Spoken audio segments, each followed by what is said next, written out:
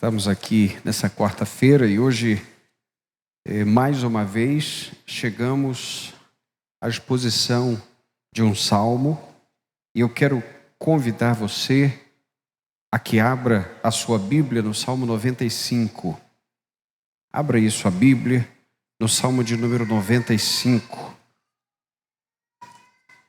É o texto da exposição de hoje. Estamos fazendo aí a exposição dos salmos, não é? E esse é um salmo de louvor, um salmo de adoração. Você sabe que tem salmos de lamento, salmos de louvor e adoração, tem os chamados salmos reais. Alguns vão chamar alguns salmos de Sião. Há coleções de salmos dentro dos salmos, nós já vimos um pouco disso aqui. E hoje nós vamos ler e expor o Salmo 95, que é um salmo de louvor. Diz assim a palavra de Deus: Vinde, cantemos ao Senhor com alegria, cantemos com júbilo à rocha da nossa salvação.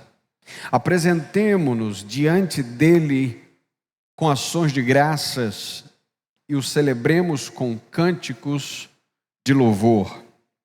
Porque o Senhor é o Deus soberano, o grande Rei acima de todos os deuses.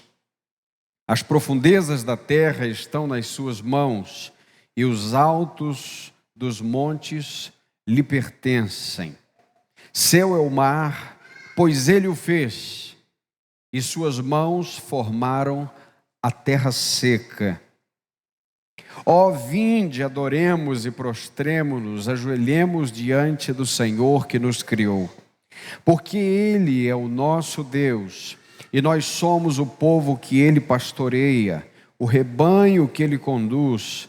Se hoje ouvirdes sua voz, não endureçais o coração como em Meribá, como no dia de Massá, no deserto, quando vossos pais me tentaram, pondo-me à prova, ainda que tivessem visto minhas obras. Durante 40 anos indignei-me contra aquela geração e disse: é um povo obstinado de coração, é um povo de coração obstinado, não anda nos meus caminhos. Por isso jurei na minha ira, não entrarão no meu descanso. Amém. Por tua palavra te louvamos, ó Deus, e rogamos a instrução do teu Espírito Santo, em nome de Jesus. Amém, Senhor. Uma vez, um menino, e quem presenciou isso foi alguém da minha família, estava no carro e ele queria ficar em pé no banco de trás. Ele era pequeno, então ele conseguia ficar em pé no banco de trás. E a mãe dele estava dirigindo. E a mãe dele disse: senta, menino. E ele não sentava. E ela disse mais uma vez: senta, menino. Ele não sentava, até que ela usou de ameaça. E ele sentou. E quando ele sentou, ele disse baixo: por fora eu estou sentado, mas por dentro eu estou em pé. Desse jeito. Filho autêntico de Adão. Tu vê o rastro da queda claramente. Por fora eu estou obedecendo, mas por dentro eu não obedeço.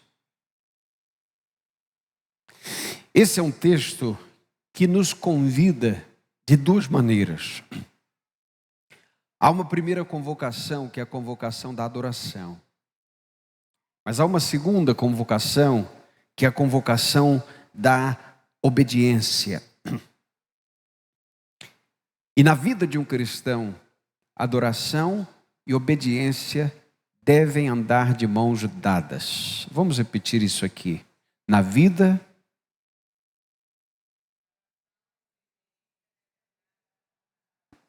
Na vida de um cristão, adoração e obediência devem andar de mãos dadas. Bom, a primeira convocação aqui é a convocação do louvor e de adoração. E a primeira maneira de convocar aqui é que o povo cante sobre quem é Deus. Olha só, isso está nos versos 1 a 5.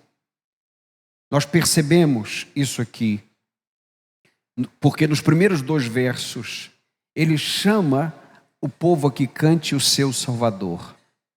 Leia comigo o verso 1.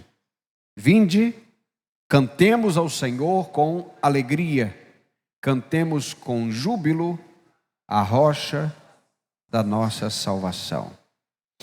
Esta expressão vinde cantemos, ou a expressão cantemos com júbilo, ou celebremos, como nós encontramos no verso 2, tem uma relação muito semelhante à cena daquele momento onde o povo ia receber os reis nos portões da cidade, quando o rei vinha glorioso e vitorioso de uma batalha.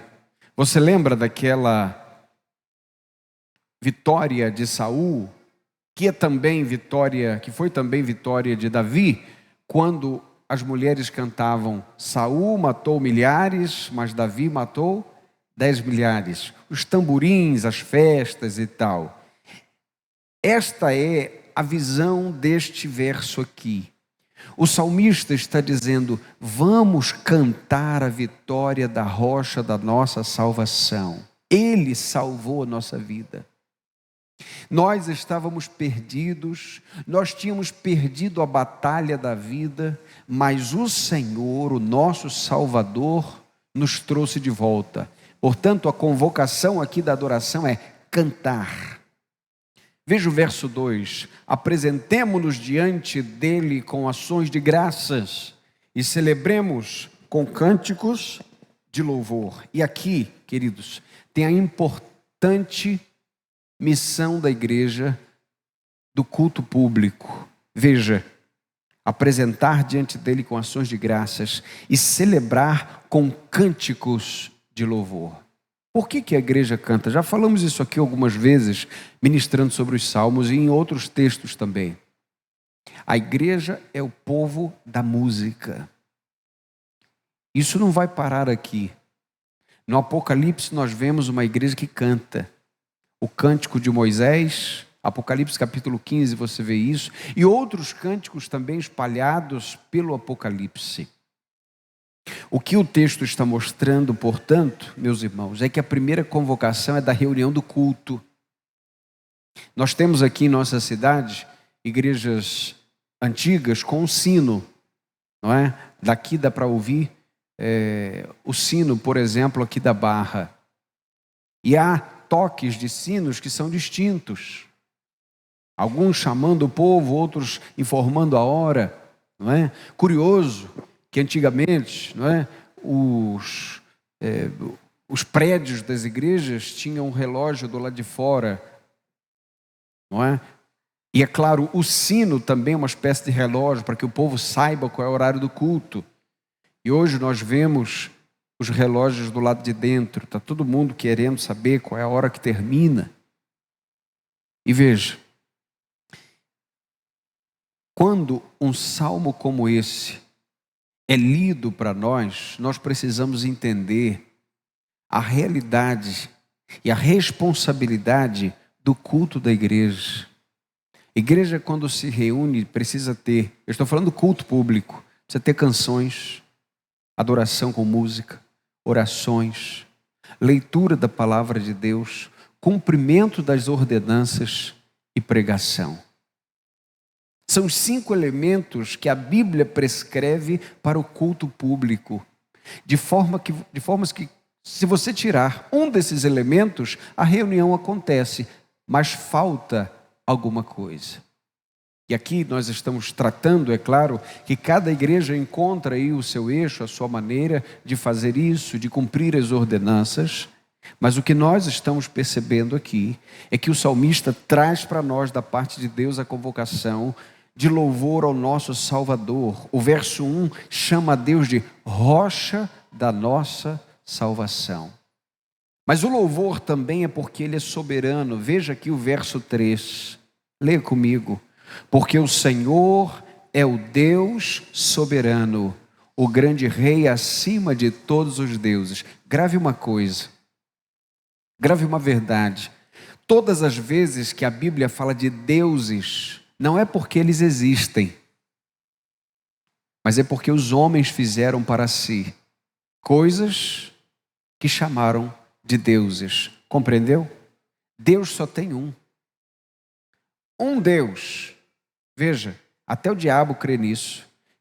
Tiago diz o quê? Crês que há um só Deus? Fazes bem, porque até os demônios creem e estremecem. Não há outro Deus, não há deuses. É só que as nações trazem para si deuses, fazem para si deuses. As pessoas se dobram diante de Deus, ou dos seus deuses, melhor dizendo. E veja, enquanto as pessoas não têm um encontro real com aquele Deus que nos fez para ser semelhança dele, as pessoas farão deuses semelhantes a si mesmos. Por que isso? Porque não encontra com o Deus verdadeiro. Porque o Deus verdadeiro, quando é adorado, e é por isso, veja, que nós estamos sendo convocados aqui a cantar, esse Deus nos liberta da idolatria. Você sabe por que Deus exige adoração para si mesmo, gente? Você acha que Ele tem problema de autoestima, Ele quer uma meia dúzia ou milhares, seja o que for, de igrejas cantando para Ele? Você acha que Ele precisa de anjos para louvá-lo? Não. Porque o dia que seres angelicais pararam de louvá-lo, eles caíram. Quando os homens pararam de louvá-lo, eles caíram. E todas as vezes que nós paramos de louvar e adorar a Deus, nós vamos adorar a deuses que nós inventamos. E quando nós adoramos a deuses que nós inventamos, nós nos tornamos semelhantes a eles. É isso que Deus quer para nós? Por isso que Ele diz, olha, estou convocando vocês, venham adorar. Porque todas as vezes que a gente presta adoração, a gente está se assemelhando um pouco mais com o nosso Deus. Aprendendo mais dEle. E por que Ele está fazendo essa convocação? Veja o verso 4. Ele é soberano na natureza. Olha só, não só sobre os deuses. As profundezas da terra estão nas suas mãos, e os altos montes lhe pertencem.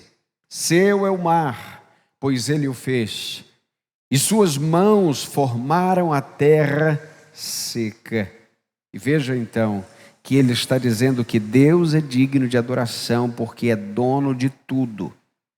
Veja que Ele pega do ponto mais baixo, as profundezas da terra. E veja agora que Ele pega no ponto mais alto, os altos montes. Ou seja, tudo pertence a Deus. Nada é nosso. Tudo nos foi dado, tudo nos foi concedido para que sejamos mordomos do nosso Senhor. E agora, veja, Ele chama a convocação para louvor e adorar. A primeira é para cantar, a segunda é para reverenciar. Veja o verso 6, leia comigo. Ó vinde, adoremos e prostremo-nos, ajoelhemos diante do Senhor que nos criou. Há 3 verbos muito semelhantes aqui no hebraico. O texto mostra que adoremos, prostremo-nos e ajoelhemos. A ideia aqui é se encurvar, dobrar o joelho, ajoelhar-se. É muito semelhante essas 3 palavras aqui no original. E embora elas sejam semelhantes, isso nos dá o reforço da postura que nós temos que ter no momento que nos achegamos diante de Deus. E assim como Ele deu razões para cantar, Ele agora traz razões para reverência. Leia comigo o verso 7. Porque Ele é o nosso Deus, e nós somos o povo que Ele pastoreia, o rebanho que Ele conduz. Ô gente, quem conduz o povo de Deus? É um homem? Não, é Deus. Ele só usa pessoas. Alguém já disse que um pastor local é aquela ovelha com um sino no pescoço, apontando para as outras ovelhas a direção do sumo pastor.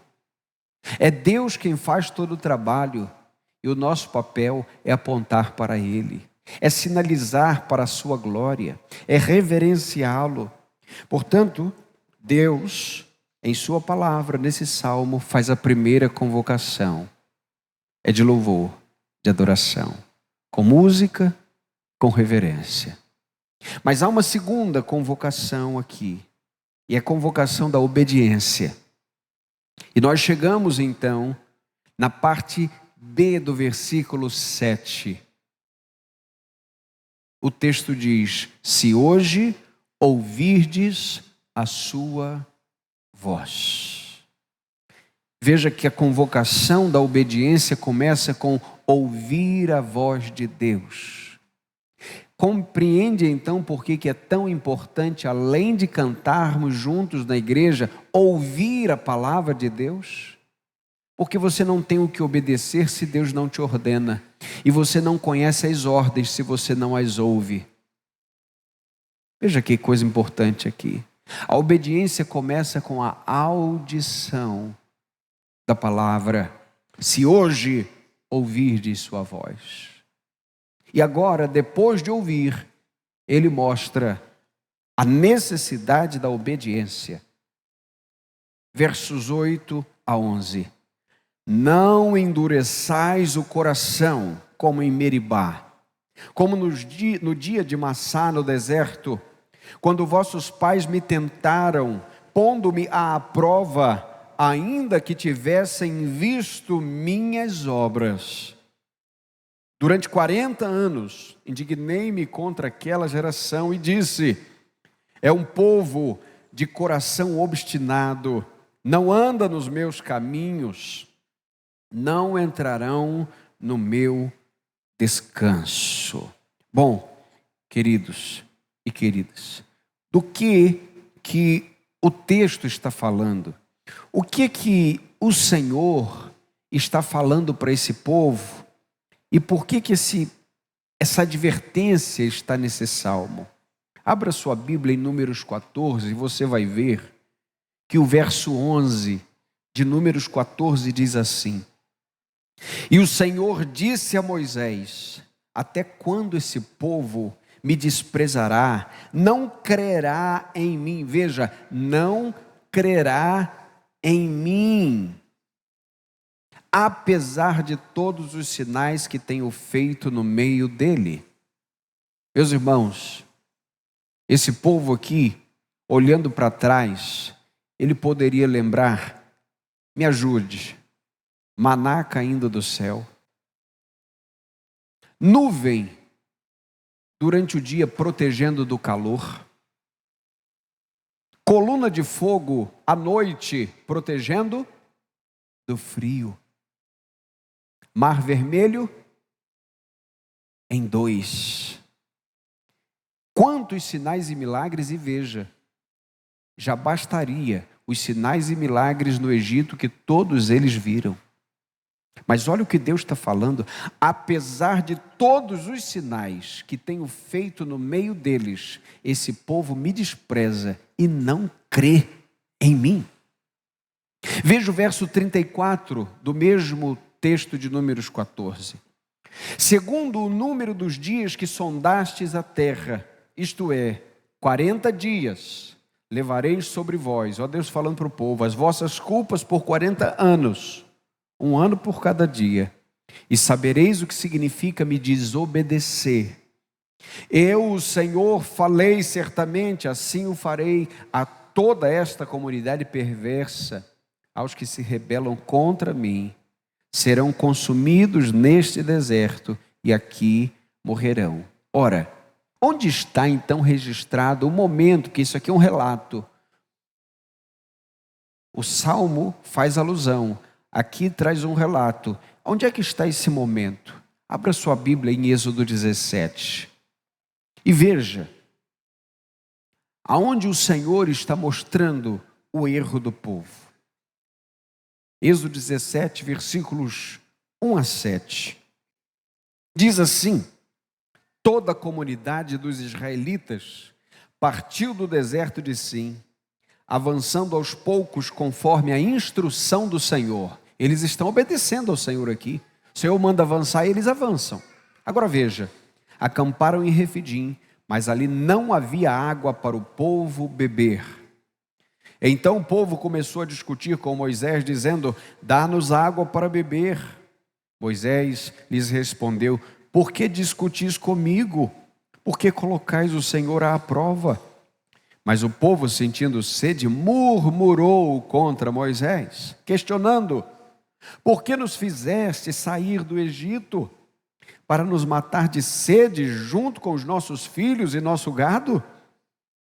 Então Moisés clamou ao Senhor: que farei com este povo? Daqui a pouco me apedrejarão. Então o Senhor disse a Moisés: passa diante do povo e leva contigo alguns dos anciãos de Israel. Leva na mão a vara com que feriste o rio e vai em frente. Ali estarei diante de ti sobre a rocha no Horebe. Bata na rocha e dela sairá água para que o povo possa beber. E assim fez Moisés diante dos anciãos de Israel. Agora veja o verso 7. E deu ao lugar o nome de Massá e Meribá, por causa da discussão com os israelitas e porque eles colocaram o Senhor à prova, questionando. O que eles questionaram, gente? Leia aí. O Senhor está ou não no meio de nós? Você compreende quantas coisas Deus tinha feito? Compreende quantos sinais e milagres Deus já tinha operado? E agora, nesse momento, o que eles estão questionando, gente? Será que Deus está no meio de nós? Será que há Deus que pode nos socorrer? O que Deus então está dizendo neste Salmo de número 95? Porque ele faz uma convocação, o salmista faz uma convocação: vamos adorar.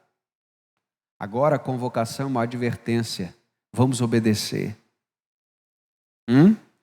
Se vocês ouvirem a voz de Deus, porque Deus está falando, não seja como o povo lá em Meribá e Massá, porque eles ficaram rodando no deserto 40 anos, porque questionaram a presença de Deus no meio deles. O que este texto está mostrando então é: vocês abram a boca para cantar, mas não esqueçam de fechá-la para obedecer. Abram a boca para o louvor e fechem para a murmuração, porque Deus odeia murmuração. Deus odeia só palavras. Lembra daquela figueira que foi amaldiçoada por Jesus? Todo mundo tem pena da figueira, né? Jesus chegou e colocou aquela figueira para secar e ela secou. Por quê? Porque de longe era frondosa, mas não tinha fruto de perto. Ou seja, ela era uma representação viva do povo de Israel, que era um povo cheio de folhas, muito frondoso, como uma árvore frondosa, mas não dava frutos para a glória de Deus. E aqui, nesse momento, meu irmão, minha irmã, nós lembramos daquele ataque que Saul e o povo de Israel fez ao povo dos amalequitas, quando ele poupou os inimigos, quando Deus disse para não poupar. E aí, Deus disse para Saul: é melhor obedecer do que sacrificar. Lembra do que o Silvio disse logo no início do culto? O que era o sacrifício? Adoração, pedido de perdão, culto. Vocês vêm ao culto me honrar? Vocês vêm falar comigo, mas vocês não me obedecem? Deus estava falando para Saul: Saul, você quer matar as ovelhas para mim que eu mandei que você desprezasse? Você acha que eu preciso disso? Vocês estão compreendendo, gente? É como Deus falasse para nós aqui: vocês acham que sou eu que preciso do culto? Você acha que você, quando entra em culto, fica com a alma lavada, fica com a aura positiva e já pode enfrentar mais uma semana porque você deu um upgrade aí na sua fé? Você tem que obedecer. Obedecer a Deus. Isso nos traz, por fim, então, duas aplicações que estão nessa direção. E a primeira é exatamente sobre cantar e adorar. Sim, entremos em reunião para cantar louvores. É ordem de Deus. Adoração é imperativo do crente. Você pode chegar aqui, meu irmão, minha irmã, com a perna doída, não conseguir levantar. Você pode chegar aqui muito triste, até com lágrimas nos olhos. Você pode cantar assentado e você pode cantar chorando. Mas o nosso Deus nunca deixa de ser digno do nosso louvor e adoração. Por isso que a gente não canta prosperidade. Por isso que nós não cantamos músicas de triunfalismo. Nós cantamos o triunfo de Cristo sobre nós. O triunfo com o qual Ele nos trouxe do pecado e nos conquistou para si. A este Deus nós devemos louvores. Porque se nós não louvamos, nós vamos louvar a outros e a outras coisas. E quando nós louvamos, Deus está nos livrando de toda inclinação de idolatria que a nossa alma carrega. Entremos em reunião para cantar louvores e, por fim, saiamos da reunião para uma vida de obediência. Repita comigo: sair da reunião para uma vida de obediência. Deus gosta só de louvor de lábios apenas? Não. É isso que Ele exige? Não. Veja, Deus exige um coração que não murmura. Deus requer de nós uma vida sem contendas. Deus requer de nós uma vida sem obstinação no pecado. Porque que Deus sabe que nós vamos pecar é fato. Mas Ele também sabe quando o nosso coração odeia o pecado ou quando nós estamos obstinados no pecado. E Ele não quer isso para nós. Vinde, cantemos, mas cuidado, para o coração de vocês não ser igual o povo de Meribá, que viu milagres após milagres, sinais após sinais, provisões de todo tipo, e duvidava: será que Deus está com a gente? Será que Deus está conosco? Será que Deus está no nosso meio? Será que Deus está nos dando a sua palavra? Será que Deus está nos dando a sua provisão? Está tão claro que sim. Portanto, a nossa reunião é de louvor e adoração, mas a nossa vida deve ser de obediência. O Senhor deseja obediência. 1 Samuel capítulo 15, versículo 22. Obedecer é melhor do que sacrifícios. Deus prefere a obediência. Por quê, gente? Porque é onde tudo começa. O que fez a desobediência no Éden? Você entende o que começou com a desobediência lá? E você entende o que pode começar na nossa vida quando a gente obedece? Que poder e graça Deus nos concede? Vivamos, portanto, uma vida de adoração. E vida de adoração para Deus é uma vida que se traduz em sim, Senhor, é o que o Senhor mandar.